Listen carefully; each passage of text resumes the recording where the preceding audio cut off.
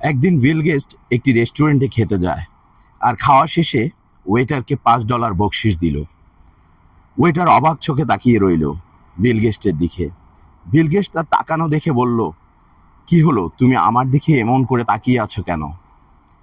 Waiter বলল, কাল এই রেস্টুরেন্টে আপনার ছেলে খেতে এসেছিল আর খাওয়ার পর আমায় $100 বকশিশ দিল।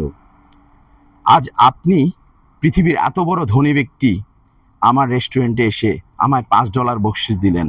বিষয়টা আমি বুঝতে পারলাম না।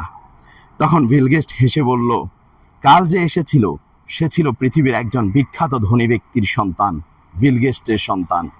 তাই সে তার বাবার টাকা তোমাকে $100 বকশিশ দিয়েছিল। আজ যে এসেছে সে তার নিজের আয় করা টাকায় খেতে এসেছে। তাই এটা দ্বারা আমরা এটাই বুঝলাম যে বাবার টাকা উড়ানো সহজ, তবে নিজের আয় করা টাকা উড়ানো খুব কঠিন বিষয়। তাই আমরা বাবার টাকাকে মূল্যায়ন দিতে শিখিনি, শেখাটা প্রয়োজন। বাবার টাকা কিভাবে আয় করেছিল, কত কষ্টে আয় করেছিল। আসলে আমরা সন্তানরা খুব সহজে বুঝতে পারি না বাবা কত কষ্টে আয় করে আমাদের টাকা দেয়, আমরা সেই টাকায় ফুর্তি করে বেড়াই। প্রত্যেক সন্তানকে বাবার টাকার গুরুত্ব, বাবার শ্রমকে গুরুত্ব দেওয়া আবশ্যক।